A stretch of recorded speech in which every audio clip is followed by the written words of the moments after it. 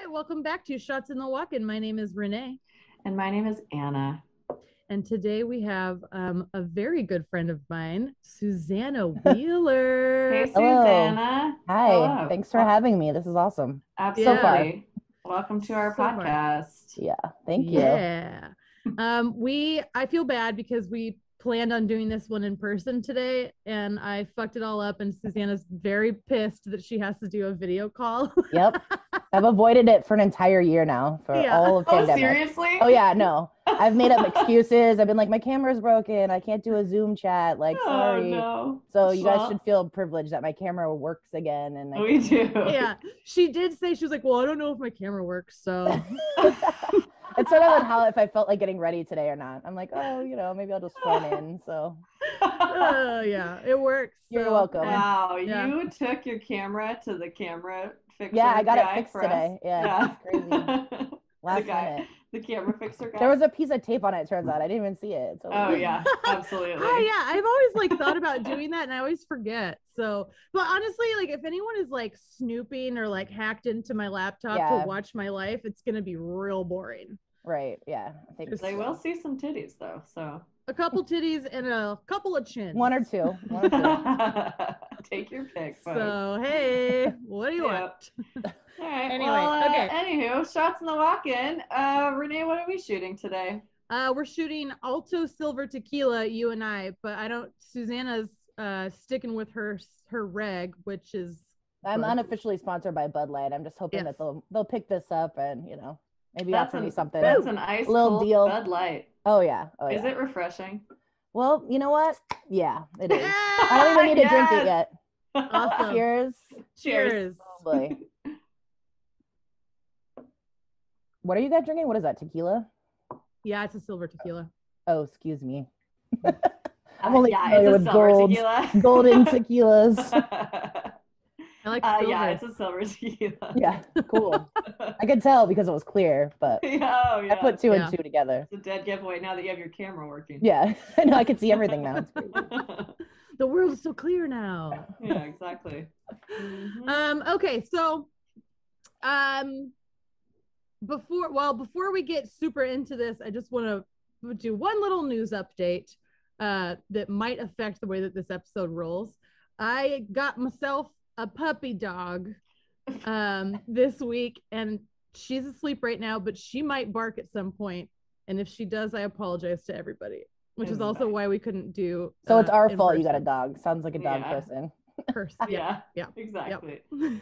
It's fine. I too have a dog. She's never ruined the podcast. Phoebe, the new dog, is gonna just be an angel, and I have a feeling she is. Yeah, it's good we can see her too, so at least we have eyes on her in case. Yeah, that's true. If she starts freaking out. Yeah. Is that not her back there? Yeah, no, that's her. That's a blanket. Oh, that's her. Oh my God, no, that is her. I didn't. Wow. Day 3 of dog ownership, and she thinks her dog's a blanket. This is not going well. Oh my God. She snuck up there so quietly. I mean, she looks like a dog. I don't know what the hell blankets you got over there. Renee's like, no, that's my blanket that looks like a dog. Let's see, I have a cat blanket over there. I was like, you can't see her. She's over there. Oh no, Well, it's good that me and Anna are here to watch her while you're. Yeah, seriously. Apparently wasted already or something. We need to call the dog protective services here. Yeah, really. Mama's drinking. Yeah, fuck. All right, silver tequila, baby.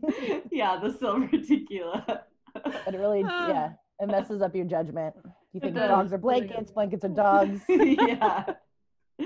Oh, fuck me. All right. Jesus. Okay.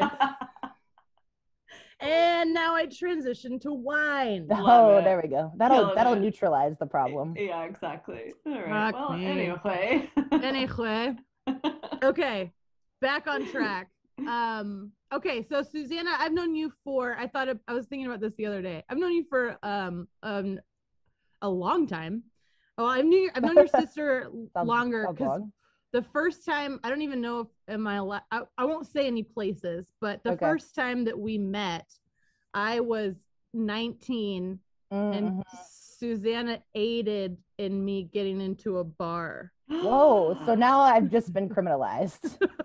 I didn't know you were 19. What? You told me you were 21. You didn't check her ID before you brought her into a bar? Yeah, I only check IDs now, now that I'm older, but back then I just thought everyone was 21. Yeah. And no one would lie. I would say I aided a little bit, but I mean, you 100% aided. Perhaps we came in a group and no one. Perhaps we came in a group and no one really decided to check. I don't know. It's not my fault. I wasn't working the door. Okay, but thanks for that. That's awesome. So no problemo. Just I'll make sure to tell later on what you did illegally when you were younger. We'll get there. We usually get there. Yeah. How much time do we have? We'll get there.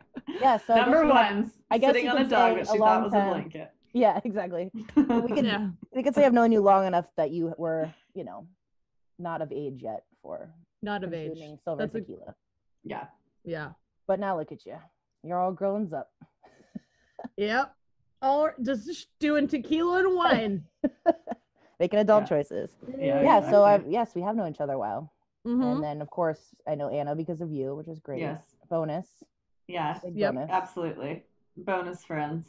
Yeah. So have you ever worked like in a bar? Like have been an employee? Yeah. Okay. Yeah. I mean, well, I started, I guess in high school, there used to be a restaurant down in Shoal. I don't know if you remember this at all, called Charlie's. Mm-mm. And it was, not many people did. It was very like a fisherman kind of like divey restaurant place, but I was a busser there. Oh, perfect. And then I busted a couple places that you worked at before during college, like when I came back from college during the summers. So I've only made it to busser. I never graduated to anything more, more responsibilities. But yeah, that's as far as like front of the house. Job. What? That's an important job, being a busser. I know. It's funny because it sticks with you too. Like I have just like this, need to stack plates every single time I'm done eating and cups, and I want things to be like in the side and like neatly put, because I know what it's like to drop knives every 5 times you pick up a thing, and it's like knives everywhere and cups spilling. So I think that kind of it sticks with you, and if someone's been a busser or not. It's like, dude, totally. Yeah. Or at least been in the industry at all too. Yeah, I know every time that we've ever gone out together or I've served you, you've been an absolute dream guest. So it shows. Yeah, for sure. Well, thank you. But yeah, that's the only time I've worked front of the house. And then I worked when I came back from college, I started working for Linda, who you had on your podcast earlier. Yeah, Linda Dershang. Linda Dershang, yeah. And she was great. I worked for her for a while, and I was sort of like an assistant to all her bars. So I did like back of the house stuff, like jukebox curating and merchandising, and I did some like light bookkeeping. So you did like back of house is technically like, I think we consider that chef. And okay, so like what would you say, like office? So that office administration, admin. Sure, okay, yeah. That's probably where I'd say I spend most of my time, like in the industry. I'm gonna say. Sure. Well, that has taken you to many a different roles, though. Yeah. So I do, because I've known you forever, but I don't know like the timeline of your story. So you started as a busser. And then how did you get a job with Linda? Well, when I came back from college, like I went to school in New York, I came back to Seattle, and I was going through one of those things where I was working at like 5 different places. I didn't know, I got my degree in music business, and that's what I sort of wanted to do. But it was kind of around the time where like music business was changing, in the sense where, MySpace, okay, and I'm 100 years old now. Yeah, I was like, music was like really popping, and people could, bands could actually get record deals without having to like use a record label. So the industry was changing big time, and I sort of didn't know. I was, flailing as one does a little bit when they come back from college. And I worked at a fuel dock down at the marina, and I worked at, I know exactly what. It's like, can't wait. Glad I spent thousands of dollars to pump gas for boats, but hey, summer job. Bet you saw lots of cuties in their swimsuits. I mean, not in Seattle. Yeah. I don't think anyone just lays around in their like, swimsuits, but I did actually eat a lot of snacks. So I spent a lot of my paycheck on like, and weird stuff that I never really ate before, like beef jerky, where like, I was like, I've never had this much, but it was like, I worked around it all the time. Like beef jerky is a big fuel fueling center. It's a convenience store, so they had beer and wine and like other stuff. So like in the winter when you're bored, you're just sitting there and you're like, what can I eat? Beef jerky. Like you play a game like, what can I eat? Like there was weird hot dogs you could microwave, stuff like that, where it's just like, you know, most of my paycheck was based on a dare. I'd be like, all right, well, I'm gonna eat like I love it. weird chili that, you know, probably is dicey, but yeah, it's a gamble. I like it. It was a gamble, but I had a lot of time to look at jobs on Craigslist too. So I think that's kind of how I stumbled around. I was also like professionally pet sitting at the time, like for a company. So I'm telling you, I had many, many jobs, and I was working also at Sonic Boom Records in Ballard. Oh, cool. And yeah, that was actually cool. I felt really cool. I don't think I've ever felt as cool as I did there. Yeah, especially because people would come in and I'd be like, let me show you, like over here, like fuck yeah, right, yeah. So that was definitely the cool guy job. It was full Empire Records, and my dream was coming true. Yeah, except I mean there was a couple differences, you know, but mostly Empire Records. I've gone to like acoustic shows at Sonic Boom before, once upon a time. Exactly. So I mean, it was just, you know, I haven't felt cooler since then. So I really did peak in like 2007. So it's been really hard for me, just so everybody knows out there. It's been hard for me. So Linda was looking for someone to do books at her bar she used to own downtown called Viceroy, but now it's Rob Roy. And so I just applied for that. She was like, you know, it was like light assistant work. And I was like, sure, I already have 5 jobs. Like, let's throw in another, you know? And she met with me, and she loved the fact that I came from like a music background, because she's big into that, like the music scene. Yeah, we learned that she was like good buds with all the big 90s rock stars that came from. And I thought, and of course I was like, cool, because that's what, you know, when you think of Seattle, you're like, ooh, 90s grunge, Capitol Hill, like, you know. And so for me, it was really cool working for her and like learning a bunch of stuff and just like hearing stories. And so she kind of like the idea that I came from this music background and, you know, could help with, you know, and actually that's how I kind of started to get into DJing. Was I was booking the DJs for Viceroy at the time, and they would flake out, and so I'd be like, well, I work at a record store and I have records, and I'm fucking cool. Yeah, and I'm cool. Things. It's 2007 and I'm cool right now, so I'm gonna really capitalize on this. But this is really the year of cool Susannah. I can tell you about, if you want to know about music from 2007, I got you. Other than that, after that, it's like, no. I think we kind of do. Yeah, I think we kind of do want to know about that. But this is the reason that we were really excited to have you on, is because you have a lot of experience DJing, and then also we will get into at some point the next karaoke. Chapter, yeah. Which is like, it's really cool. It's a part of this industry, absolutely. You know. Oh yeah. And I mean, you know, I think it's interesting when bars and restaurants decide to sort of go that route where they're like, we need something, we need a night. Like, is it a DJ night? Is it a karaoke night? Is it trivia or bingo or whatever? Like, you know, there is a lot that goes behind thinking like, who do you want to come to this night? What do you want it to be about? And so, yeah, I mean, I would love to talk more about that, you know, later on. But yeah, that's essentially how I got into DJing, was just because people were flaky, and I was like, I need to fill this night because they're not showing up. And also no, because it's fun. I mean, you know, it's always been fun to just sort of like set the mood of a party, because it's nothing's worse than going to a bar and the music's just like terrible, and you're like trying to have a good time, or, you know, you're trying to break up with your boyfriend, whatever it is, and the music is not working, and it's like, oh god, like this is going horribly. So this is not breakup music. I like to curate people's nights, you know, really just. You really do. And that goes for like, you have like won so many people's hearts because of that. Like you it's true though. It's like if I'm in a place where I'm just like having a very hard time, or I just want to have like a good night out, like you're the number one phone call to make, for sure. Yeah. You literally curate the night for, even if it's just you and I hanging out. Like, it's awesome. You are pretty high maintenance, I will say that. I'm super high maintenance. Like, I need to smoke a cigarette before we go into the bar. She does do that. Yeah. She tries to trick you too. She's like, hang out with me a sec. She's like, hang out with me for a second. Like, let's look at this outside real quick. And I'm like, what? And she's like, oh, I'm like, oh, you're smoking. So it's not like, she doesn't want to just outright say it. It's like, she has to kind of trick you into it. Last time we hung out, I was like, so tell me about this bar in Ballard over there. Like, what are they doing okay? She was like, what do you mean, are they doing okay? Like, what kind of question is that? She's like, what's working out here? That's how she said it. It was like very old timey. She's like, so what's working out here right now? It's like she wanted me to show her the specs of like every outside patio that had been built. And she's like, so what's happening over on this side? I'm like, let me go get, let me just, I'll smoke real quick while you're talking. And I'll go get the blueprints from my trunk and I'll show you what we're going to do here on Ballard Avenue while they're, for pandemic. Yeah, it's so true though. Anyway, a sneaky smoker. Trickster. Yeah. Sorry.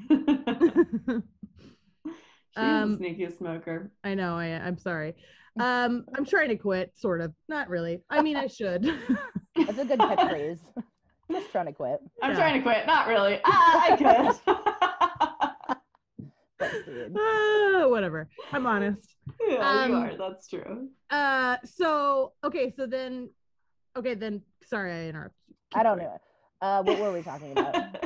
You're smoking. I don't know. It was funny, so no one remembers. We're talking about DJing and stuff like that. Yeah.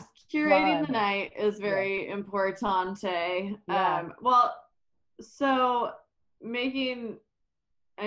that's probably why you started DJing at other places. You got a little bit of experience, decided, hey, this is fun, and exactly. And because Linda had owned a couple places, so it was like I could also book. I was helping book DJs at Linda's as well, and me and my buddy Janelle were doing kind of like a 80s pop night sort of, and also back then it was all vinyl. Like this, Spotify didn't even really exist then, and so it's like I obviously got tired of just doing vinyl because I'd be like walking around with like suitcases of shit, and it's like this isn't fun. Especially when you're drinking and doing it, because it's like trying to keep track of everything, and everything's so fragile, because you're working with like these old records and needles and like don't bump the turntables, stuff, all these rules. But when you're working on with a computer, it's like you can bump whatever you want, no big deal. So you're not lugging everything around too. That's a good point. Yeah, and that's it. Just gets messy when you're cleaning that up too. Like you're not as careful, especially if you've been drinking some. And back then I was drinking a lot of Jaeger, and that's just irresponsible in general. So no night where the Jaeger like night ends and like I'm gonna like neatly put my records away and alphabetize them, and I will be going home now. Like I'm like, where's McDonald's? And all my records are in the wrong case. Like that's exactly how every night went. So perfect. Yeah. And the vinyl thing, I had done some weddings too, which is a whole nother podcast on its own. It's just like, what a nightmare, because oh my gosh, it's funny when people see DJing vinyl, it's like they ask for the most obscure things. They're like, can you play like salsa music? And I'm like, no, like, I'm sorry, but I only like, look, if you look at my records, it's mostly like 80s soundtracks, stuff that on vinyl is like more like party pop music. I was gonna say, party music, like right. And salsa is, don't get me wrong, salsa is party music, but it's like I just never think like, oh, I'm gonna bring like all like my salsa records also, like, because what my point is like it's very unpredictable what someone wants to hear. Do you have any salsa records? No, but you know what? I could hypothetically. I don't like to like break anyone's heart. I'd be like, oh, you know what? I didn't bring anything like that. Like, just in case. Yeah. I also want to make myself sound better. Like, oh, I have that, and I just didn't bring it because I can only bring so many. Yeah. Yeah. But I mean, it's just really funny what people want to hear when they're drunk too, and you're like, I think DJing with vinyl is just like it's really just, it's God's work. It's like whoever still does that and can have good nights and successful nights, it's like good for them, because people, you can't bring everything, and people just really have to let you like trust you, like people and also people love to say, can I see what you have? And you're like, this isn't like a library or a jukebox where you can just like thumb through my things and be like, yeah, like play this track 5. Like I don't understand the need for people to like have to look at stuff and like touch stuff. It's like, I want to see this. I would never go to someone and be like, hey, can I see all the records you have like real quick? And you're just like, oh yeah, like, you're like, it's come into my personal bubble and touch all the things that I own that I cherish. Like, no problem. Yeah. Pick something out for yourself, right? Put thumbprints all over, whatever you want. So maybe that should be a lesson to our listeners. Don't do that shit. Don't put your greasy paws on the records. We could do a whole segment on things not to say to a DJ, because it's really surprising. People always think for some reason I have a microphone, like when I'm DJing, and I'm not sure where that comes from, but it's like, I'll be DJing up at like, Comet or something, and they'll come up and they'll say, hey, can you tell like my friend Sheila it's her birthday? And I'll be like, happy birthday, Sheila. And they're like, no, on the microphone. And I'm like, oh, I don't have a microphone, because what the hell is this? This isn't a concert. Like, you're like, I'm not singing. Yeah, and this isn't like, and I wish it was like DJ Pauly D from Jersey Shore, where I'm like hyping the crowd, where I'm like, we all wish that it was always DJ I'm like, Pauly D welcome to from Jersey Shore. like, yeah, I'm not like yelling, things and being like, hey, like this next one's really gonna blow your mind. It's like I'm sitting up there quietly drinking my Bud Light, and happy birthday, Sheila. I'm sorry, I don't have a microphone, but yeah, you'll still say it. You don't want to get caught in the web either of them being like, oh, like let me just request this one song, like, and then once you give them one thing, it's never ending, because then they think they own you and they're in the pocket. They'll be like, oh, they played this song, the Shakira song for me, and now I'm gonna request. Can you play one of my originals? It's on YouTube. Can you just plug it in? I'm like, oh my God. Like, from where am I getting this? And people don't believe you. And of course I'm lying. Of course I could probably go on YouTube because I have the internet and play their song that they made at home. But it's like, we're in a bar in public. Like, what in the We're hell? not doing that. Like, your mom is the audience. No one cares. Plus I can't tarnish my, really serious reputation of just people around town here. But no, it's funny. I've had some just funny requests. Like, I was DJing once down at Triple Door, and it's like they had the music aquarium. I don't know if you guys ever went there. It's like they called it music aquarium because it was like the lounge, because there's an aquarium and music, and we put that together. And it's I don't think I've ever. I mean, I've been to the Triple Door, but yeah, but you never on your way down there's a lounge like where the bar is, but they sort of like sectioned it off, and sometimes it have like live bands. And my roommate used to do production there, so he'd like once a month I had a night there. And it was, it was back again, still vinyl, just chill stuff. Like, I think it was it'd be like a Tuesday night. So we're not going to go too crazy, just a Tuesday night crazy, which is a little more mellow. Yeah. But I'm DJing, and this woman comes up to me and she says, hey, like, give me the microphone. I'm going to sing. And I was like, what the? I was like, well, ma'am, I'm clearly DJing right now and I don't have a microphone. She's like, no, just like, let me have the microphone. Like, it was like in her head, I was definitely against her. I was hiding it, and it was karaoke, but yet it wasn't. So, oh, wow. Yeah. What was funny about it is it wasn't even her that wanted to sing. It was her brother who had just performed downstairs in the actual like concert part of it. And he was a John Denver cover band night. Well, like, I might have let him sing. He was, and he looked, I'm not kidding, spot on. He looked just like John Denver. And really? So, of course, part of me was really intrigued too. So, like, my roommate had come by and I go, hey, like, look, can we get a microphone? And he's like, squeezing my arm, like, no, like, because like we're in front of the lady that's like, I need a microphone now. Like, my brother sings John Denver. He's going to bring the house down, And so we didn't end up getting it for her, but, and in return, she's like, can you play a song, like something like, Marvin Gaye or whatever? And I was like, well, I do have that record, but didn't bring it. But I was like, what? I have to make this woman happy. And so I found this like old iPod I had at the bottom of my bag and plugged it in. And I had Let's Get It On. Like, that's the only song I had.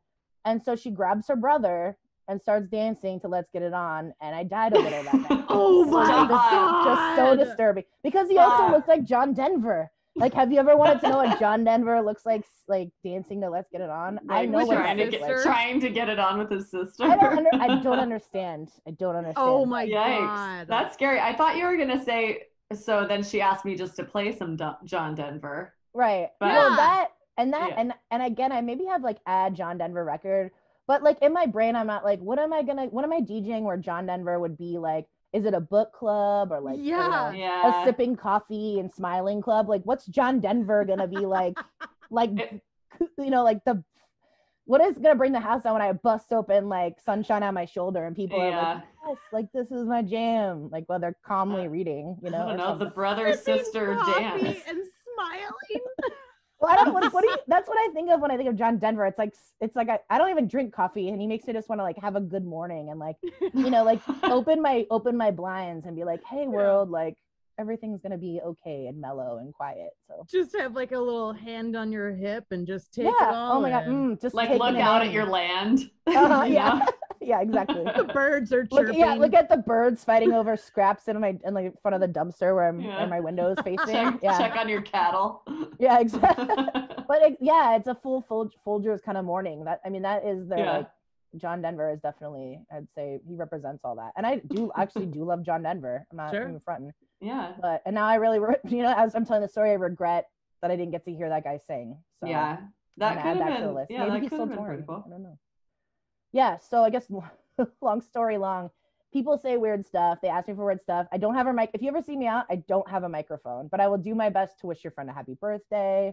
If your brother is gonna sing John Denver, I will do my best. I'll try to find it, but you'll try to find that, or you'll play Let's Get It On. So you or everyone grab your sibling and let's celebrate. I got something special to play for you. This goes all out for all the siblings, the brothers from the same mother. Yeah, slow dance alert. Slow dance alert. And I'd be a good hype man. Yeah, slow dance alert. Yeah. Ugh. So when you were first DJing, you were using mostly all vinyl though. Yeah, okay. I was, and I switched. I also have like a day job also. Like it kind of basically turned into, having 50 jobs isn't really sustainable somehow. It's weird.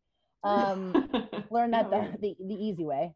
So I got into advertising, just like working it was a full like secret of my success. Like I started working in the mailroom, and then I worked my way up to, whatever I do now, which is just advertising. It's like a TV show. Yeah, it was very walking on sunshine. That's like Mad Men. Mad Men, exactly. So yeah, I'm like a Don Draper, except for my job has nothing to do with that. But advertising, yeah, same thing. So yeah, I started, I was working in advertising, and I started working for Rhapsody, which I'm not even if you're familiar with. It's like a digital streaming. And that was sort of the original spot. Yeah, it was like the original Spotify before. And so I was working on the ad side there. And so I had like a free account. So, I sort of cheated a little, and when I was DJing, I'd be like, well, you know what? I guess I don't really need all this. Like I can play salsa music at the tip of my fingers now. Like, yeah.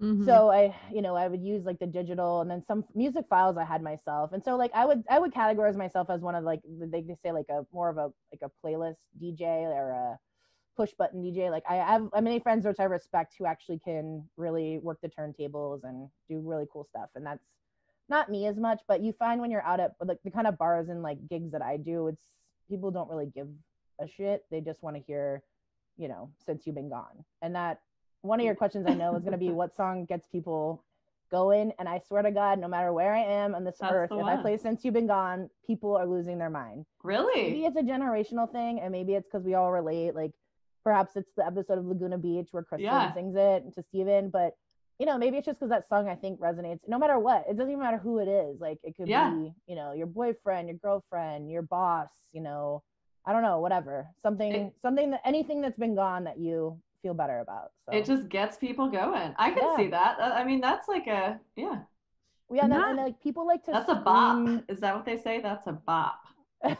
I don't know. Ask Renee. She's okay. I'm not entirely sure I know that song. Since You've Been Gone. Yeah, you do. I can't breathe for the first time. Yeah. Right? Is that how 100%. Yeah. Okay. Yeah, I do know that. Okay, so apparently Renee wouldn't be a good person to. Is that Ariana Grande? It's Kelly Clarkson, and we're gonna end this podcast now. Yeah. I don't know who the hell you think you are. I don't either. Not knowing what song Kelly Clarkson sings. Yeah, I was now I want to know what Renee, what gets you what would get you going at a bar? Blink 182. Probably like NPR. Blink 182. Oh no, I know what. No, I actually know what Renee favorite likes. joke is that I love Blink 182, and I absolutely do not. It's my favorite joke though. I know that Renee likes like Tool and like real come down bullshit, like stuff that you don't want to hear unless Yeah, you're pew pew. Yeah, she does. I mean, when I was like in 2007, I was probably listening to, I was like in an emo phase. I was like listening to a lot of like Rilo Kiley and Bright Eyes and like Death Cab for Cutie, and there's a lot of local bands too. Yeah. But I'm one of those dorks. They're not like they're not party bops or bops as Anna would say. Those are just like those are all great artists, but it's like I'm not gonna be like at a club on. It'd be pretty funny if you put on some Bright Eyes at like Comet. Well, I was using the Comet once, and it was like Saturday night. It was Halloween, and it was daylight saving. So let me tell you, people. Oh, I remember that night. Yeah, you might remember it. I think it was 2017.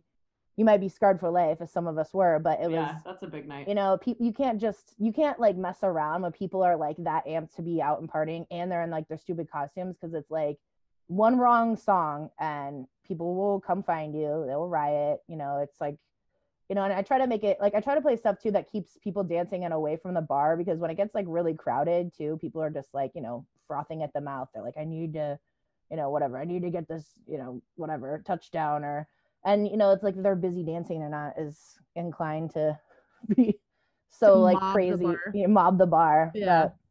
But, yeah, that was a really long night, to say the least. Sorry, I'm sure you had on the other side of the street, you were feeling it, but yeah, adding that extra hour is rough. Daylight savings night is the worst night ever. Yeah, it really is. Oh my God, it really is. And it sucks because like you would think, okay, well, at least you get 1 year where like your night is an hour shorter. But no, it starts at 2. So whoever made the rule was like some like 9 to 5 jerk who didn't realize like bars are closing. They're like, oh, God, fine. Don't worry. That really is the worst because I like, we're a state where we close our bars at 2. So everybody goes out at 10 and then it's a race to get as fucked as possible before. And then and at 12:45, 12:50, the desperation sets in where you're like, I can only get 5 more shots before last call and I'm gonna get them, Yeah. And then it's the truth. And then during daylight savings, it's not like there's an announcement that you get an extra hour. You just suddenly like the bar is open for an additional hour. It's like that hour of between like 2 a.m. and then all of a sudden back up the clock to 2 a.m. again. That 1 hour span is always full of barf, tears, fights, and all just douchebaggery. It's not good. It's the worst. It's almost like a free pass for people. It's like, what's that movie where they're allowed to do whatever they want for like a day, 24 hours? The Purge. It's like the Purge. But like for bars, and so people remember, it's like they have this like enlightenment. They're like, wait a minute, we have another hour, and then it's like guitar solo, and they're just like sliding into a bar, like puke crying or whatever. Yep, exactly. Line it up. They puke cry. We got time. It's like the worst night of the year. But you have to and that's the really like fragile thing about DJing too, is you have to keep people from like not losing their shit entirely, where they're like swinging from the chandelier, but they're also not entertained enough that they're gonna be like wanting to drink as much and like, or remembering to drink as much, where they're like, oh wait a minute, I need it. Like if you're dancing and you're like, oh, I'm having a good time, I don't really need a shot right now until later. So man, that's like super thoughtful. I've never thought about that before, but I hope that all DJs think like that, because that's dope. That's really helpful for sure. I don't know. I think that, I feel like the DJs that I know are really just trying to get the crowd hyped. You know what I mean? Although I was going to say the same, They're also all getting hammered themselves. Like we definitely had some resident DJs that was like, the servers would chat like, okay, maybe ignore that DJ for a little while because he's getting fucking crazy. And he needs to take it, like maybe bring him a water when he asks for a shot and be like, oh, sorry, like forgot. Like I've definitely had my fair share of being drunk, and I can't say that I've ever done anything really where you're like, whoa, like like record skip, or I played the same song twice, or stuff like that. But I think you can tell that like I get a little more lazy with the cuts, where I'll just be like, and here's the next song, boom, like eat up you jackals, consume. Like I can't do this anymore. I'm weak from whatever Bud Lights or whatever. All the Bud Light, yeah. Hey, you're a touchdown refreshing Bud Light. I'm a vitamin C lady now, but I've been trying to cut back on the sugar, and the orange juice has got a lot of sugar, and so does the Red Bull. So I'm getting up there now. I'm 22, 23 years old. So I really have to watch what I'm doing. So I've created a new drink called the Diet Touchdown, which is sugar-free Red Bull and vodka. So, I'm dialing it back, really learning my lesson. That's really responsible of you, Susannah. That's really responsible. Yeah, just growing and changing. I'm sure my doctor was going to be pleased. Just evolving. Yeah. I'm so proud of you for doing. I know. Well, I'm like, listen, sugar-free Red Bull. It's sugar-free. It's a diet drink. So, It is a diet drink. Yeah. Yep. So DJ. So I was gonna say earlier is kind of what goes hand in hand with people really freaking out about songs you play, like Since You've Been Gone. If you're in the Loop, which is a really great song, you should check it out. Great song. Today, when you're done, when this is over, is people like to scream sing, and so thank God for whoever invented karaoke, because that is how people can really like satiate their hunger for that. And absolutely. And I think that I think getting into karaoke hosting was a pretty easy step just because I also like to scream and sing. And so I would just do a lot of that out in the bars. And because I do social media now for Hattie's Hat and I do their DJs and stuff like that. So I was like, we really should get karaoke in here. And the layout is interesting there because the karaoke is in the back room. So you really can come in there and not even see there's karaoke until you kind of get back towards the bathrooms and you're like, oh, what's that sound? Oh, there's karaoke here. That's fun.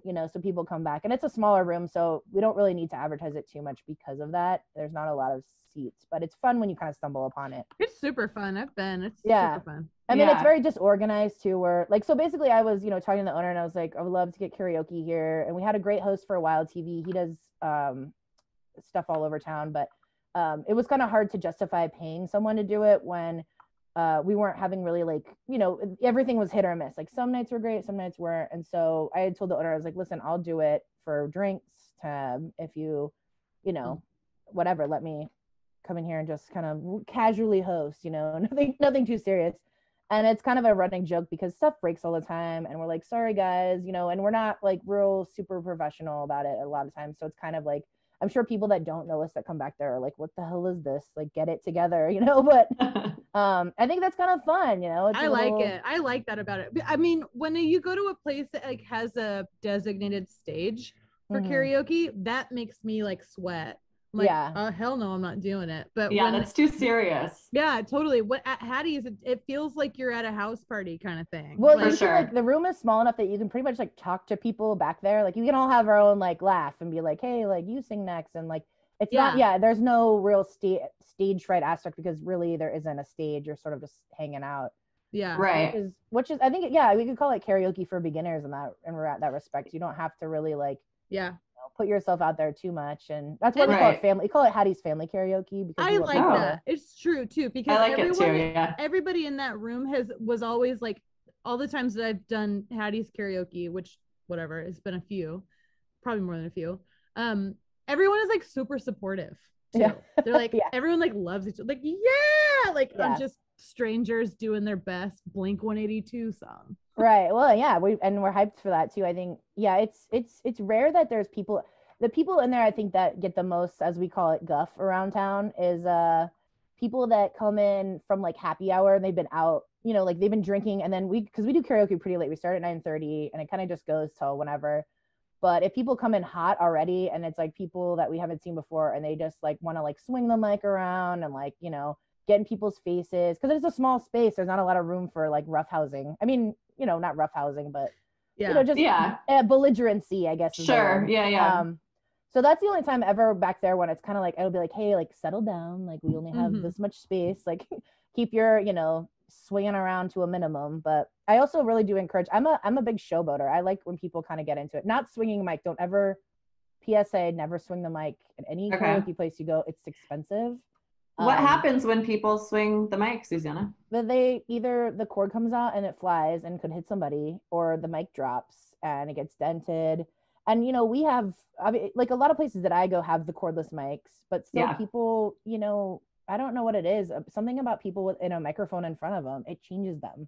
It totally does. Sometimes for the better, sometimes for the absolute worst, where like no rules apply of human decency, where people have to like, just totally like while out, and you're like, hey, like you're still in public, like please be nice. But it's the equipment thing is a big one because it is expensive, especially for the people that host, like bring their own stuff when they host and things like that. It's just like a good thing to note. It's not funny if you're like don't ever do a mic drop. Oh my god, that is probably the worst thing I've ever seen. Is people think it's funny, and I've seen someone mic drop after they sang like Kings of Leon or some shit where it wasn't even like it wasn't like and I love Kings of Leon. It wasn't even a song where I was like, hell yeah, like this, you just like blew us away. Yeah. They were like, the sex is on fire. And then they just like dropped the mic and no one even was like into it. And you're like, so you've damaged my microphone. Yeah. And that wasn't you cool. didn't even sing the song very well. It's a hard song. If you're going to pick that one, step up. And then like they would walk out of the room, but because Hattie's is in the back, it's like you have to immediately re-walk back in. There's no like extra exit. It's like there's one hallway to the bathroom and then your ass is coming back in. So that kind of stuff, not good. Don't ever drop the mic. I know. And sometimes if you feel it, just say mic drop, just say mic drop. Yeah, you got and it. Renee's got it. calmly Like everybody else. set it back. Yeah, and then please calmly place it back into the microphone holder. Thank you very much. Thank you. Yeah. That feels reasonable. Yeah. Yeah, and there's, I mean, I've never really. I think you were gonna ask like if I ever say no to any songs, like people. I don't let people sing R. Kelly. That's just a personal thing for me. And I also have that with Michael Jackson, which I know is pretty controversial for a lot of people, but I not only had been sick of Michael Jackson just from DJing weddings, to be honest, but then you know when the documentary stuff came out, I really just was like, you know what, I'm just gonna. There's plenty of other artists to sing, so that is sort of just a personal like my choice, you know. And I don't know, because I host with my buddies Shane and DJ, and you know they might be different, but for me, I'm just like, no, like sing something else or whatever. Like I don't have it, or you know, it's not like I need to be so political about it. I'll just be like, no, pick something else, you know, because people. I support that 100%. Yeah, I've never been a Michael Jackson kind of guy, even before I never watched the documentary either. That was my unpopular opinion a handful of episodes ago, because I thought everyone liked Michael Jackson, and I was like, oh, here's my unpopular opinion. I don't like Michael Jackson. And everyone was like, no one does.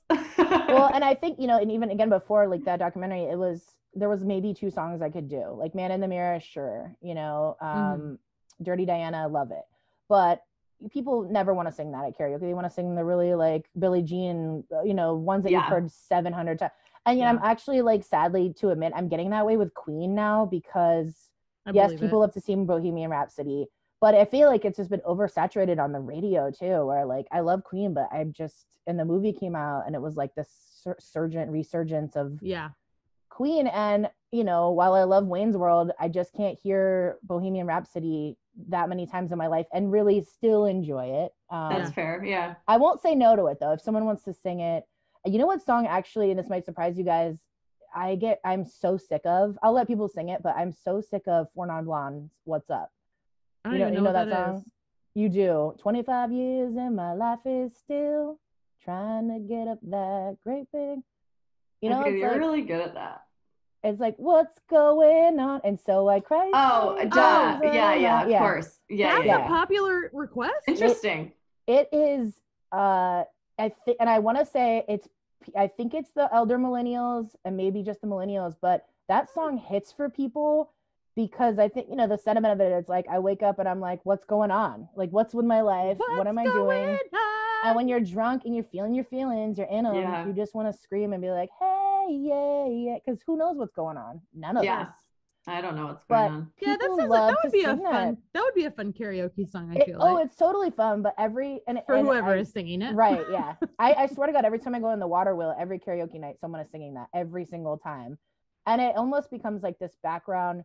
I was like revisiting some old Instagram stories and like of just water wheel and places I've been, and I can hear that song in the background every time I'm like posting a video, and so. It's a big one. And I'm not saying out there to, you know, the listeners don't ever sing it, but, you know, maybe again, there's other songs that just. There are a lot of songs. There turns out there's a lot. I mean, Tool, for example, I mean, that catalog is massive. Just no one ever sings. So karaoke friendly. Well, there you go. I think I did a Deftones song once when I was hammered at karaoke once. Yeah. A Perfect Circle, I've heard a little bit. Oh, okay. I love Perfect Circle. Perfect Circle came on. I don't know what radio station I put on at work recently, and then A Perfect Circle came on, and I was like, nope, and like I ran back to the iPad and was like, ding, ding, ding, and like changed it. Oh wow, hater. Yeah. Again, music you want to dine to. I don't know. What's the occasion, Renee? It was like, it was dinner hour. Like, it wasn't appropriate. She's like all the time. She's like when you're walking your dog, when you're cleaning up your dog's poop, whatever. Yeah. Perfect Circle. Snuggling with your dog blanket. Mare de Nam, still such a good album. Holds up. It's like 20 years old. Still you're like that. You're like that person at DJ when I'm DJing. It comes up and you're like, so what tool do you have? Like, can I just flip through your tool records? And I'm like, well, I forgot it at home. I forgot it at home. I wouldn't request Tool at a bar. I feel like you might. I don't think so. I feel like if it wasn't, I mean, I don't think that you would do. I think if you got a little drunk enough, you would. Like yeah. Here's the thing: what you guys don't know is I wouldn't request Tool but I would probably request Pussifer or A Perfect Circle, and both of those bands have the same lead singer as Tool. Right. Okay. Well, thanks for the knowledge. And also, I didn't realize how obnoxious you could be, and now I know, and so good. Of course, you had to. You're welcome. Yeah, I was actually joking the other day because Pussifer, which the name in general just bums me out big time. And I had when I worked at Sonic Boom, I had a coworker, and he'd be like, Wheeler, can you straighten the Pussifer section? Like, just as a joke every time, but really loud. And I'd be like, okay, I just like shuffle over there. And I'm just like, oh God, so annoying. But I know, I mean, I've heard the music is great. I'll check it out. If you check out Kelly Clarkson, okay, deal. It took me many, many, many years to give Pussifer a listen because the name is dumb. Yeah. And I thought it was a joke. I mean, it mostly is a joke. Like, the album names are stupid. But then I finally, like 3 years ago, I finally gave it a listen, and I was like, oh, this is magic. Okay, well, it's still dumb. Well, the more you know, folks. Yeah, really. Yep. We'll cut that out. How long were you DJing before you started doing before you started hosting karaoke? I don't know. I guess I started karaoke maybe 6 years ago. Yeah, and again, it was very much just me being like, I can figure this out. Like, technically, it's very straightforward setup, but yeah. And I don't know. I've had other like karaoke hosts ask me if I ever want to do nights like in other bars that aren't my cheers, essentially, which is because the Hattie's is just like in my living room anyway. Yeah. But I don't know. Like, I really enjoy it. But I think I enjoy it only because I only do it every other Thursday instead of every night or a bunch of nights, because it is something I have so much respect for karaoke hosts because, and I'm sick of songs, they're sick of songs times a million, and right, they show up every night and deal with people's dumb requests or behavior or inability to sign up on a little piece of paper and say what you want to do. And so I don't think I could do it even more. So it's very much a side thing. Like, even now, like even DJing now, I still do only every now and then I'll do a night just randomly for fun. Like, never weddings again, but I was gonna say, would you ever do like weddings or parties or that kind of a thing? I mean, no. I mean, I don't know. It's like, I guess everyone has a price, but I never really was charging. It was mostly my friends or friends of friends, so I never was charging real DJ like rates, But that's because I think mostly I always felt like I wasn't like a real professional DJ. I don't have any like fun things like fog machines to bring or anything like that, or like cool lights, but I would do a wedding. It would have to be the perfect couple. So yeah, that would be the one thing. Like, or I'm like probably a lot of my friends. I don't know. Yeah. Weddings are hard, especially weddings of people because you want to hang out, and you want to I bet. And so I have done a wedding where like she had a bunch of DJ friends, so like we could take turns, and I like that idea. Like, doing 1 hour is awesome, because you can just, you don't have to be there the entire time. So totally, yeah, that'd be great. But yeah, and like I miss karaoke. That is what everyone's always like, how are you? Because is everything okay? Just like pandemic. And I'm like, yeah, it sucks, like not being out, not being able to do stuff like that. I mean, I do think DJs will come back sooner than karaoke, for obvious reasons. But we had done we had a karaoke night like the last Thursday before they kind of shut everything down. And we were doing it like every time someone sang, I would wipe down the mics and like extra like Clorox sanitize. Nice, yeah. And I think there's ways, like there's mic covers. People can sing with masks on. You can. It is doable. I have tried it. And wiping down stuff. And a lot of places have multiple, like 7 microphones. And I've talked to some karaoke hosts about they really want to bring it back, but I think the really uncontrollable element of it is just that people don't really know how to act sometimes when they're drunk and they're singing. Again, it like releases this certain kind of behavior in some people sometimes. And like, if you're already having trouble getting people to wear their masks to the bathroom or just like when they're not eating or drinking, it's a lot to ask of someone too. Like, because karaoke isn't meant to be contained. It's wild, and people want to show, it's fun. It's supposed to be fun. So it is, trying to bring in a sterile version of it is going to be really hard to do. I think it's going to take a while. Like, everyone's going to definitely have to be vaccinated for sure. So I would say, I just saw an Instagram post that Ozzy's in Queen Anne is starting karaoke this week.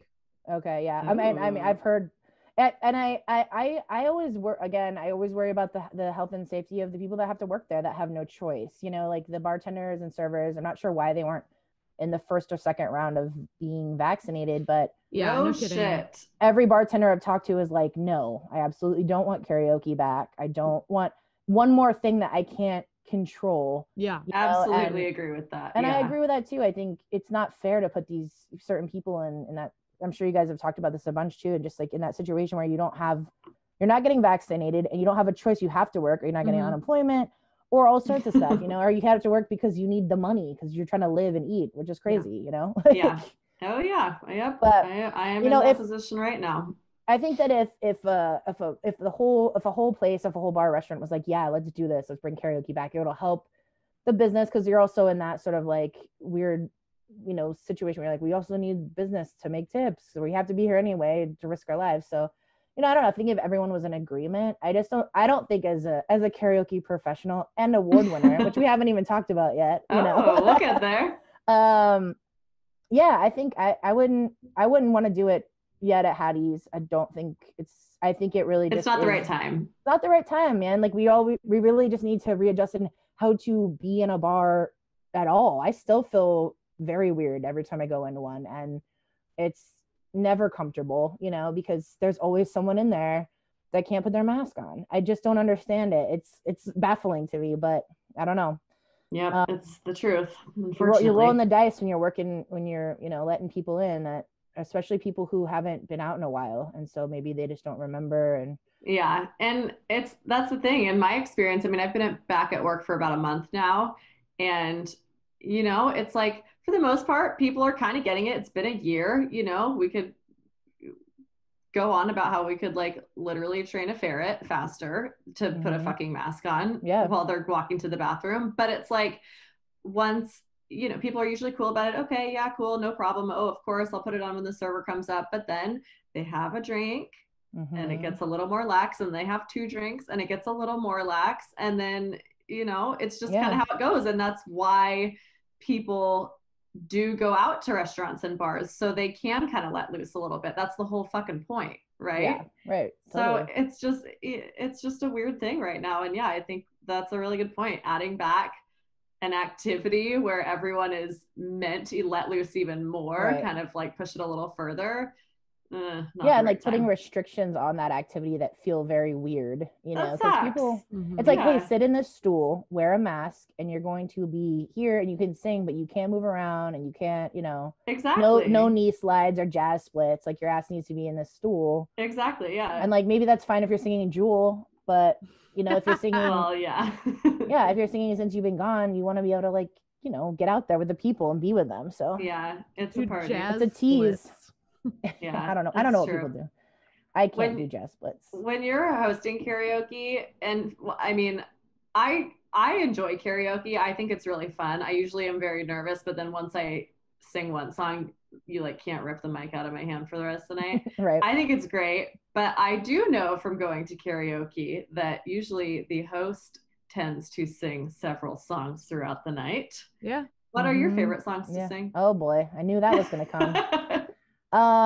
Yeah, you know, I am though someone who, if it's crowded, I won't do that. I've been to places where, like the host, like it's like they have to flex the muscles sometimes, and you're like, this is cool, but it's like there's not a lot of time left. Like this isn't daylight savings. Like we all need to sing before you. So, yeah, I don't know. I go through phases. Like it always is, and I try to keep it fresh just for my own sanity. And I'm a people pleaser. I don't want my friends to hear me sing, you know, Four Non Blondes every day, every time. Yeah. But like, so when this is a good segue into the Tarasco Singer of the Year 2014. Whoop, whoop. Yeah. So that contest they do, Tarasco is a funny little bar in Ballard, kind of off the beaten path, but they had done karaoke for years there, and the host, he decided he wanted to do a competition. So basically to qualify, it was like you were already there, and he was like, you know, you qualify because you're here on a Friday anyway, and people seem to like you. So, you know, people would qualify, and it really was more just to generate money it was like a 3-day weekend, and they did the competition on a Sunday, and they just needed people to show up and bring their friends, and of course have their friends order drinks. And I respect that. I was like, what a good way to promote it. because then you have people like all over that are just like, oh, I qualified, like, you know, I gotta go, you know, gotta like defend the crown, like I'm gonna go sing. And like it was cool because I honestly at that point, even that was before I was really hosting, and I didn't like karaoke for me wasn't as much in my life as probably it is now. But I thought, oh cool, like I'm in this competition and like I want to win it. I mean, yeah, kind of. And I didn't even think I could because I like my singing is decent. Like I'll say it's decent. I am a little bit of a showboat, but there's nothing to me that is like, I've heard people sing and I'm like, you know, one single tear, like my life has changed. You're amazing. But again, you know, that's not what karaoke is supposed to be about. It's not about if you have a good voice, it's about you enjoying yourself. Yeah. So, you know, I thought, well, what the hell? Like I'll just enter it anyway because I thought it would be just something fun to do anyway. Because I was going on anyway. It's like whatever. Let's just go to Tarasco instead of wherever else we were gonna go. So yeah, did you come to that, Renee? I can't remember. Yeah, so Renee showed up. Thank you. I had Fireball that night. Ooh. It was a mistake. Right. Well, yeah. I can't believe you remember that. Yeah. Well, I was actually pretty sober that night because I had gotten so drunk the night before that I was having that problem. You were hell hungover. Like, yeah, I was hungover and I was trying to get there. I was like, I could, you know, I'll drink and it'll be fine. But I was like, it's not working. I feel my body was like, you're done. Take a day. take this 3-day weekend and you learn your lesson. And I probably had a bunch of Fireball. It's probably what did it. Mm-hmm. But the competition was pretty funny. It was like 10 people and then everyone sang a song and I got picked randomly first. And that was when I was in my Meatloaf phase. So I would do anything for love, but I won't do that. And that's a song that I used to do a lot. If I was going to say some of my favorite, but you got to have a lot of stamina for that.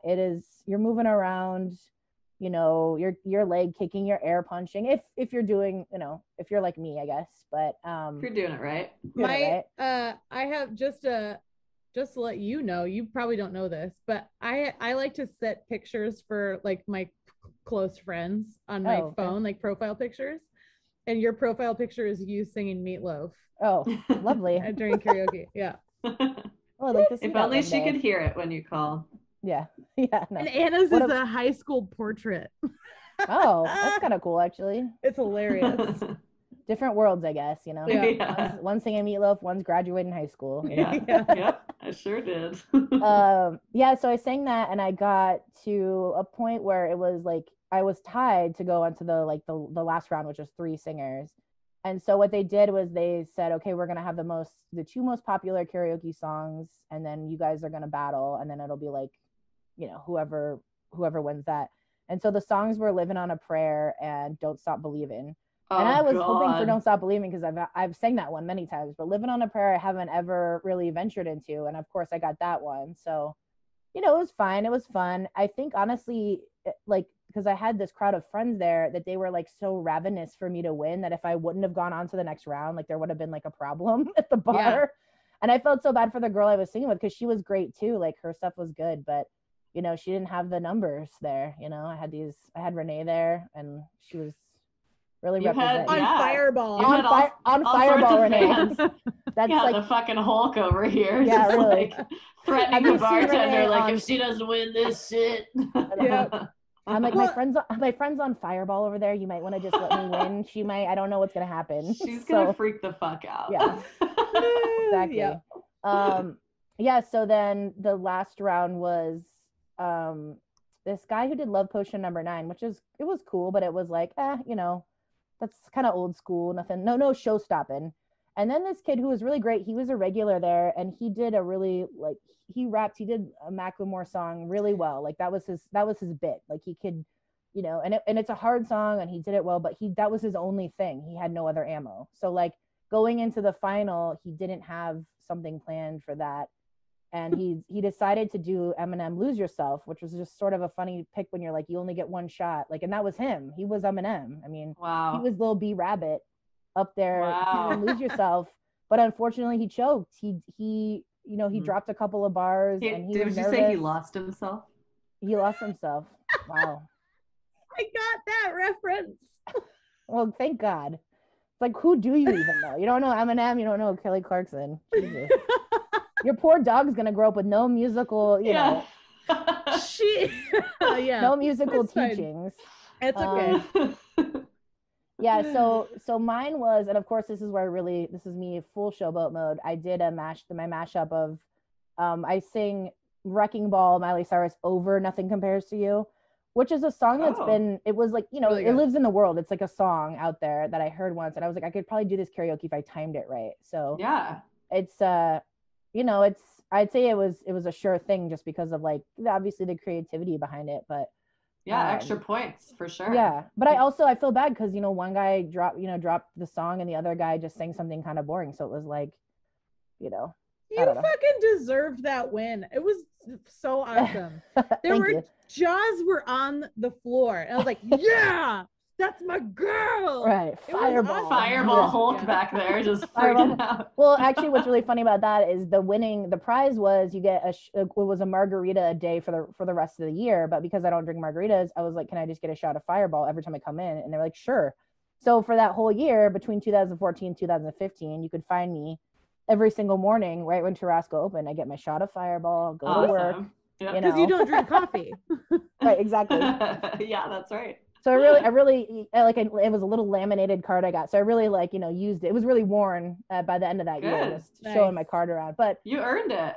I also got they started a trophy there, and my name was like, it's like the only trophy I think I've ever had my name like engraved on. So I was like, wow, I finally, and it's on the wall. So every time I walk in, I like to point at the trophy, make sure people know who I am. 2014, award winner over here. Award winner, yearly champion. And this corner like little bar that like no one really goes to, but it's great. It's nice to have a home base sometimes of. Yeah, and it's an accomplishment. You won something. That's important. I did. I had to, the next year I had to help judge it, which I really didn't love. It was based on like a number system, like 1 through 9. And my section of judgment was performance style. So it was like, are people getting into it? Are they having fun? And I got some serious backlash. Like this girl sang Adele beautifully, but what are you going to do to Adele? You can't do anything. Like it's, I don't know if you could go sing to someone or, like get up on a chair, slide down the bar, anything. It's Adele. So just quietly weep. I gave her a decent score, but she was, yeah, exactly. I'm like, how many people are crying? Based on that, I'll give you a score, but she was really mad at me because I didn't score that high. And I explained to her, I was like, listen, like my job was she was pissed. And I was like, I'll never do this again. I don't want to judge people on karaoke. It's not fair. It's like, I'm proud of people just getting up there, and singing. Because it is. Some people get really, it's like a roller coaster where you're like, no. And then you get on there and you're like, yeah, you know what? Another one. And, another one. Yeah. And 10 songs later, you're like, who have I become? And it is. Right. It's true. It happens. It's addictive. Absolutely. It really is. Yeah. I'm kind of still stuck on how the scoring system was 1 through 9. Yeah. Well, exactly. That's a lot. There's a lot of middle ground there too. It just feels like I don't know. They didn't have. I've been thinking about it since they didn't have it. They didn't have it together. Because my year, actually, I don't even know if there were judges like that. I think it was. I feel like you did have judges. I think there were 2 judges. Okay, there was a couple guys, maybe, yeah, and then the owner. Mm-hmm. He was a funny guy, but they were I remember the special that night was like buckets of alcohol. It was like summer pails full of like adios motherfuckers or something. So a lot of my friends were getting very it was not even a slippery slope. It was a straight down just walking off a cliff there. If you order anything in a bucket, there's no way that your night's gonna end like normal. You're not like, it's not like, oh, I'll just have 1 bucket please and then I'm gonna go home. Like there's no way. Like that's a bucket. Like you've sealed your fate, my friend.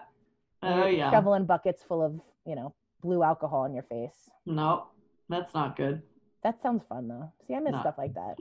Yeah, I know, right? I'm like, the pandemic. Probably judged it at the time, but now I'm like, I'll do a bucket. Right. Anything, any device you want to put, gross liquids in. For real. Anything that would be nice. A bucket, a trough would be fun. Hell. Ugh, that's not very COVID friendly. I mean, a trough for one, Renee, not a trough for everybody. A single trough. A single person. Yeah. Just Pac-Man that shit. Hell yeah. I like that. That's good. Yeah. Well, anyway, so yeah, I'm award winning. You are. I think cool. that's a fun story. Yeah, that's great. It's a lot of pressure though. I'll tell you, like people and like people hear that I do karaoke and then they say stuff like, what's your favorite, what are your go-tos? And then it's like, Yeah, it was Meatloaf for a time, and then I did my mashup for a time. I think there is a little bit of pressure when you're such a established award winner. People really expect you to pull some stuff out, but yeah, well, understandably so. I mean, my favorite stuff to do too is just when I get bored, because especially at Hattie's, like we'll have an hour before people actually even show up, and so we'll just do fun rounds. We'll be like, let's only do songs from movies, or only early 90s rock or stuff like that. And that's where you really get creative, because you're like, what can I Okay, we're only gonna do Third Eye Blind. Oh yeah, that would be fun. She's like, that's a thing, yeah. Third Eye Blind's hard. It is hard to do. Yeah, really I can see that, yeah. But fun songs that you forget, like that people don't ever really sing, like Offspring or Hole or stuff like that, where you're like, oh yeah, like that Hole, that would be fun. Yeah, exactly. Like your middle school heart's like, oh my god, finally I'm on stage singing Hole, and like everyone's gotta listen. I did this so many times in my bedroom. Yeah, I know. Oasis, please. There you go. Oh, that's so funny. Classic. Is there a song that just like kind of universally like annoys karaoke hosts? All of them. I was gonna say, well, for me, it's definitely Love Shack B-52s. Oh, okay. I again used to love it. I love other B-52 songs, but Love Shack is one that it's just obnoxious to me. But I don't know, karaoke hosts in general, I don't, I can't really say. I'd have to ask a couple people, like, because it really is, it's like a regional thing, and like who he comes through, and like what age group comes in is another big one. Because the younger folk, God, all right, bye. It's my bed. What is it? 5:30. It's my bedtime. Yeah. The younger kids want to sing obviously something way different than people like in their 50s just chilling, like maybe want to sing Margaritaville, or you never know. But I definitely want to sing Margaritaville. Yeah, it's a nice one. It's real calm. I sing that in the car. My favorite move. This doesn't need to be said ever, but when me and Josh go on a road trip, the first thing I always do is put on Jimmy Buffett, and then he goes like this. And then I have the best hour of my life, so whatever. Who knew? And Josh is just like, yeah. Maybe just, I don't know. Margaritaville is something random to say, and maybe just looking at you, I could tell that you're the kind of lady that likes a hammock, and you like, a cold bevy, and I love not a lot of fuss. Not a lot of fuss. That is every time we go, literally every time we go camping, like the first thing that Anna does is she doesn't set her own hammock up. She goes, Josh, will you set my hammock up? He has to. He does it better than I do. Yeah. Oh, okay. You do it better than I do excuse. Well, that's fun. To be fair, we did it once when he was like out. He had to leave the campground, and we were like, well, we want to do hammocks. And we did it ourselves, and I was like an inch away from the ground, and we were not good at it. But yeah, and someone else was like 6 feet too high. You're like, I'm scared up here. And we were like bunk beds. Yeah, we were on bunk beds. We were fucking Bert and Ernie. You also have to like, I think you have to have something like Jimmy Buffett playing when you're setting up a hammock, so you can sort of mellow out and just feel in the groove. Yeah, groove to it. That's some John Denver shit right there too. Like, John Denver would be perfect for hammock setting up. There you go. Next part you guys have where I got to set up hammers, I'm DJing John Denver all night. Fine, love it. And then I will thumb through your record collection looking for some Jimmy Buffett. Anything you got there. Oh man. Okay. Well, I mean, it's been super fun talking. I have only gone to karaoke at Hattie's one time, actually. Renee and I went together. I had a lot of fun. I do remember that. I know that we sang several songs together, Renee. Don't remember what they were. What was she on? I don't even remember that. Yeah, we did it once. It was just when I So you'll be back. I don't know. Yeah. You'll be back again. Yeah. I mean, it's a really fun time. Everyone, if you don't know what we're talking about, Hattie's Hat is in Ballard, which is in Seattle, kind of right along the water. Seattle is, a bunch of different neighborhoods. It's a cool guy neighborhood. Yeah. Well, it used to be like a sleepy fisherman neighborhood, and now it is a little cool guy. But Hattie's is probably one of the oldest, if not the oldest, definitely on Ballard Avenue. That bar opened in 1904. And Oh, wow. many different bars. Yeah, it's many different bars. The actual bar itself is super old. If you look, it's all wooden, and I think it was 2 pieces, and they shipped it over. There used to be another bar next door that I think was like half the bar, because it's a giant bar, like the whole back part. But yeah, and like I think it brought in the 50s, 60s is when it started coming, kind of looking more like how Hattie's looks now, sort of like a cute little restaurant-y vibe, but also like old bar. But yeah, it is. I think as far as that neighborhood, yeah, and you could get that neighborhood's full of different, like, newer bars. It's all sorts of stuff. If you were like, I need to go somewhere with many different vibes, like a place that has, I don't know, whatever. What I can't even think of other bars now. A place that has skee ball, or a place you just want to sit and hang out, or whatever. I don't know. Hattie's is super fun. I've always liked going to Hattie's. Yeah, it's pretty mellow, but some nights, every other Thursday, it can get a little crazy in the back room. Yeah. I did bingo back there. You did a bingo night back there once. I remember. We played bingo together back there once. Oh, that was a day drinking day. I feel like we did something else really weird that day. Was it mini golf or some shit? I don't know, something like that.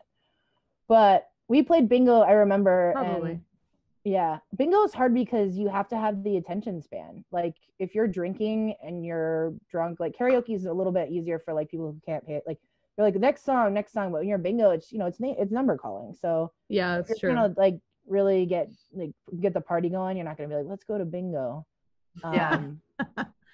Yeah, although the Greenwood Senior Center used to do bingo karaoke, which actually was, I don't know if you guys have heard of that, but it was like once a month on Fridays, and that was actually really fun because you would do bingo and then in between they would do karaoke. So it was like a good way to. It's like the intermission of bingo is karaoke. Yeah. And you're at the Ballard, and you're at the Greenwood Senior Center, so it's like cute, it's like adorable, and it's fun. Is it open? I would love that. Yeah, you would. Yeah, you would. That's a Jimmy Buffett good time right there. Yeah. Yeah. Is it open for like everybody?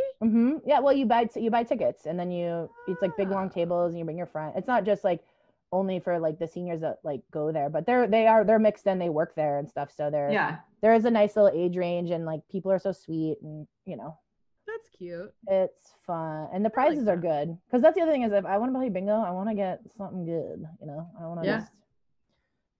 But usually bingo prizes. Yeah, that's fun. Yeah.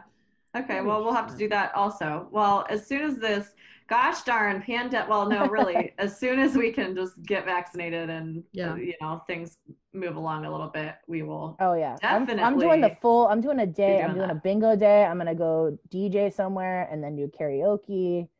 And what else? Set up a hammock. I don't know what. Yeah. I'll just be in my hammock. It's fine.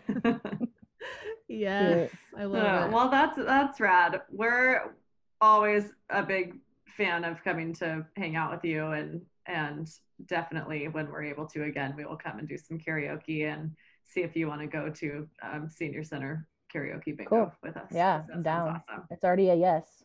Yeah, I love it. My schedule's wide open right now, so you might want to grab up those days.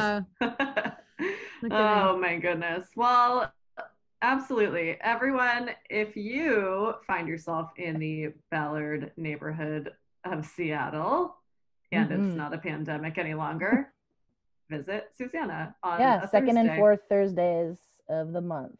Yeah, it's going to be great. Sometimes. It's going to be super great. Renee, you got anything else? So we were going to do I have a couple things from last week that we should toss in real quick. Sure. So last week, Renee and I had a discussion. We were answering a handful of questions and just random kind of bar restaurant-y type questions.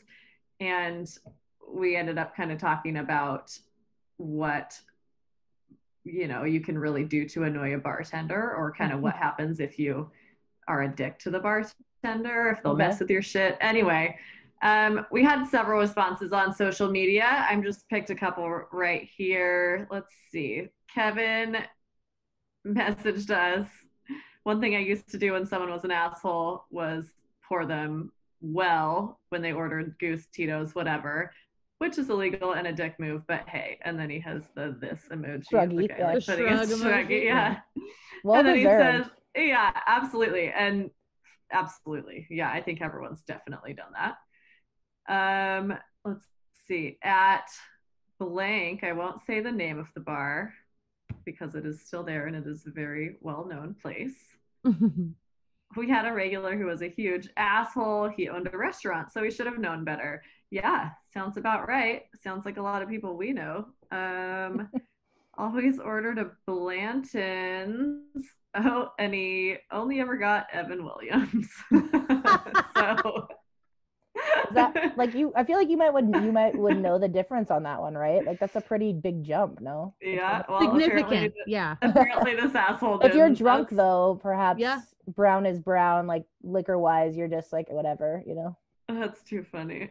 Oh, okay. And then we were talking to Jeff, and Jeff said the one thing that'll make me automatically hate you as a bartender is ordering a Long Island, because I just know that you're automatically going to be a dipshit who's going to try to fuck with me, which I feel like that's completely reasonable.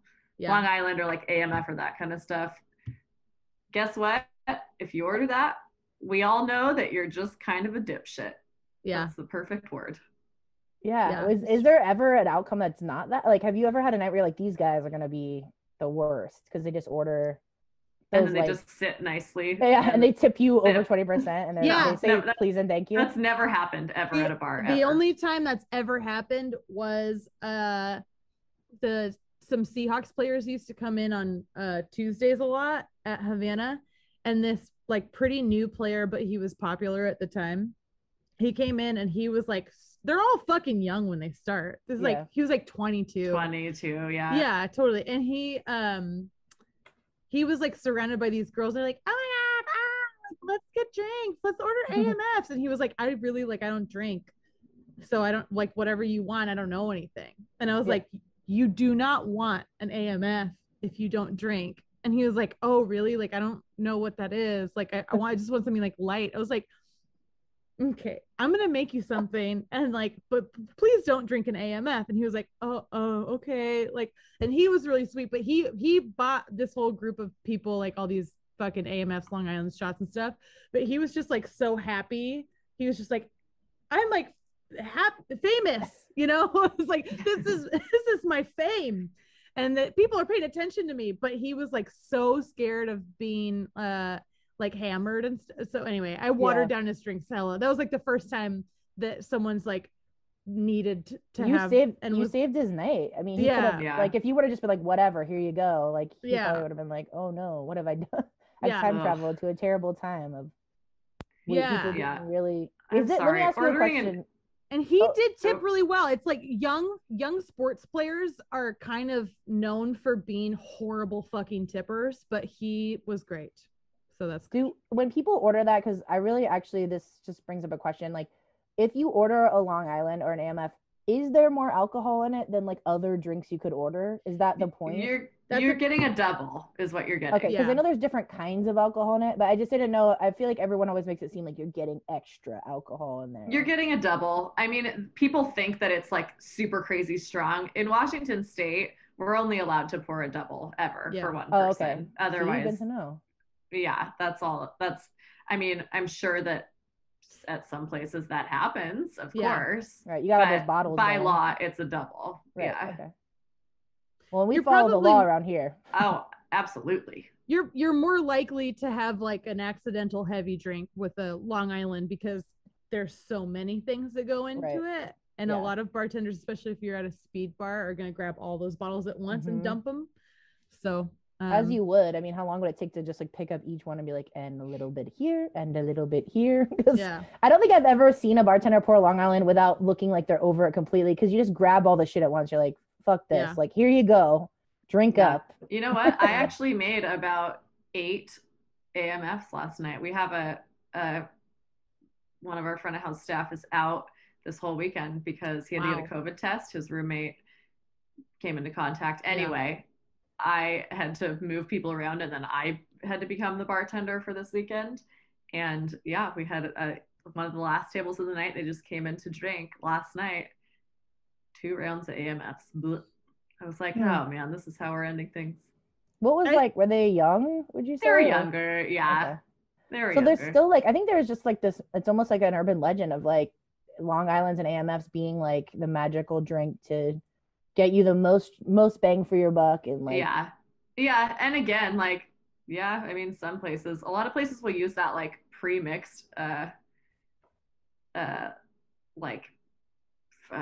am I trying? Long Island stuff, which is like not even all of the correct liquors. It's just a bunch of it's like flavored, like it's like meat flavored something where you're like, totally, that's not what that's supposed to be. Well, sure it's just a sugar bomb. And it's like young people, they might bounce back quicker, but you realize that you're basically trying 5 different liquors in one, and it's like no one's ever good on all liquors. There's always one that you're like, oh, tequila's not my thing, or gin or whatever. And it's just not a thing. It's not a beverage that should exist in the world. It's not good. It's not good. Its literal only purpose is to be tolerable and get you drunk. Like, but also there's better ways to do that. Yeah, take a shot of whiskey and drink a beer, you pussy. For real. Yeah. Yeah. Pussy, you know what? Bitch. Yeah. Next time someone orders that, I dare you just to say that to them. Yeah. Honestly, after working in a pandemic for a year, well, I've been laid off for several months of it, but there are nights where at the end of it, I do feel like saying that. Haven't gotten there yet, but sometimes I want to. Yeah, I think everyone's dream would be to like work in a place where no matter what someone orders, you just get to give whatever you want. So like someone orders that, they're just like, you slide them over a shot and you go, here you go. Put like an umbrella in it and you're like, drink up. Here you go. Totally. That was actually, I remember several times though, people would come up to the bar and be like, oh, whatever you like, just make me whatever you like. And like, I was like, oh, I mean, fuck, I don't know. Like, I just drink shots. Give them a shot of whiskey, like, yeah. And there were bartenders that would do that. They were like, well, you asked what I like. This is what I like. And it's like, was a shot of Jameson or some shit. And then they'd be like, oh, but then I just feel like you have to deal with them longer. So I was like, but okay. I mean, well, and listen, like when I host karaoke, it's the same. People will be like, I don't know what song to sing. You pick. And I'm like, let me think. Now that I know nothing about you or what songs you like or how you grew up. And we don't, and like at Hattie's, we don't have books. So it's like really just pulling it out of wherever. Oh, I didn't know that. So, it's like, so people will be like, you just pick. And it's like straight, like for my friends, I'm like, yeah, I gotta know what you're going to sing. But for people that I don't know, I'm like, it's not like that. I can't just, what am I going to, yeah.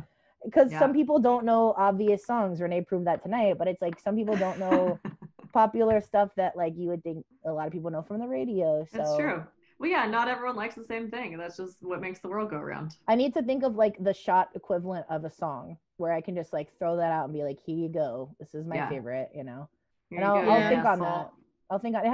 It's gonna be something short, Oh yeah. Maybe like that song Tequila, where it's just like the horns and then they go tequila and then it's like so then everyone can sing that one, Yeah, I like that. Yeah, that's a good point. I like that. Okay, well we'll sing that next time. Yeah, it's a good one. That's good.